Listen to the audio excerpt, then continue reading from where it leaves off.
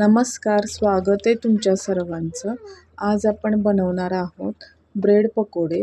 3 वेगवेगळ्या प्रकारे आपण बनवणार आहोत. तर व्हिडिओ कुठेही स्किप न करता शेवटपर्यंत नक्की बघा. त्यासाठी इथं आपण ब्रेड आणि बेसन घेतलं आहे. आता बेसन मध्ये आपण 1 चमचा ओवा टाकूया, 1 चमचा लाल तिखट, 1 चमचा जिरे पावडर, अर्धा चमचा धने पावडर, 1 चमचा हळद, बारीक चिरलेली कोथिंबीर, हे सर्व टाकून मिक्स करून घ्यायचं आणि गुठळ्या न होऊ देता आपल्याला हे पीठ भिजवायचं आहे. पीठ आपल्याला जास्त पातळही नाही आणि जास्त घट्टही नाही करायचं. ब्रेडवर बसेल या कन्सिस्टन्सीमध्ये ठेवायचं आहे. आणि आता आपण हे फेटून घेऊया. फेटल्यामुळं पीठ आपलं हलकं होतं आणि आपली भजी किंवा पकोडे वगैरे ब्रेडचे कुरकुरीत होतात. अशा प्रकारे आता आपण हे पीठ भिजवून घेतलेलं आहे. त्यामध्ये आपण चवीनुसार मीठ घालूया आणि ते मिक्स करून घ्यायचं आहे. हे आपलं ब्रेड पकोड्यासाठी तयार झालेलं आहे बेसन. आता इथे मी ब्रेड घेतलेले आहेत. ते मी त्रिकोणी आकारामध्ये कट करत आहे. तुम्हाला जर हवे असल्यास तुम्ही ब्रेडच्या कडा कापून ही करू शकता. मी इथं ब्रेडच्या कडा तशाच ठेवलेल्या आहेत. आता आपण सिंपल ब्रेड पकोडा पहिल्यांदा करूया. त्यासाठी इथं मी बेसनमध्ये ब्रेड आपण बुडवून घ्यायचं आहे व्यवस्थित आणि तेल आपण कढईत गरम करत ठेवलेलं होतं. तेल व्यवस्थित गरम झालेलं आहे की नाही ते चेक करायचं आणि त्यामध्ये सोडायचं आणि व्यवस्थित असं सोनेरी रंगावरती तळून घ्यायचं आहे. ब्रेड जास्त वेळ बेसनमध्ये ठेवू नका, नाहीतर ब्रेड तुटतो. आता आपण दुसरी बाजू पलटूनही छान असे सोनेरी रंगावरती तळलेली आहे. बघतच असाल ब्रेड पकोडा खूप छान झालेला आहे आपला हा. तशाच प्रकारे आपण दुसराही करून घेतलेला आहे ब्रेड पकोडा. व्यवस्थित असे आपण तळून घ्यायचे आहे. आता आपण दुसऱ्या पद्धतीने बघूया. तर इथं मी खाली एक ब्रेडचं स्लाईस घेतलेलं आहे. त्याच्यावरती मी चीजची स्लाईस ठेवलेली आहे. जी एक्स्ट्राची आहे ती कट करून घ्यायची आणि जिथे नसेल तिथे आपण ती ॲड करून द्यायची. आता वरून एक ब्रेडची स्लाईस ठेवायची, थोडीशी प्रेस करायची आणि ती बेसनच्या पिठामध्ये व्यवस्थित अशी बुडवून घ्यायची. त्याला व्यवस्थित असं बेसनचं कोटिंग आलं पाहिजे आणि ते आपण तेलामध्ये सोडून घ्यायचं आहे.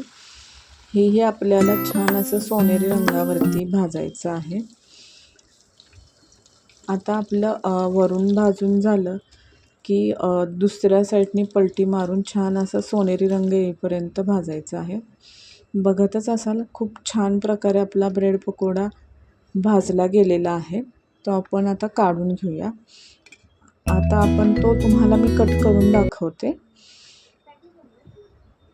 आता अशा प्रकारे आपण हा गरम आहे थोडा, तो कट करून दाखवते. आपलं जे चीज आहे ते छान असं मेल्ट होतं.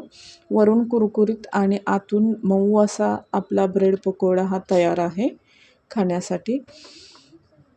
हा चीज पकोडा मुलांना तर फार आवडतो. नक्की ट्राय करा. आता आपण तिसऱ्या प्रकारे म्हणजे बेसनमध्ये उभा चिरलेला मी कांदा टाकलेला आहे. इथे तुम्ही शिमला मिर्च आणि दुसऱ्या भाज्याही तुम्हाला आवडतील त्या ॲड करू शकता.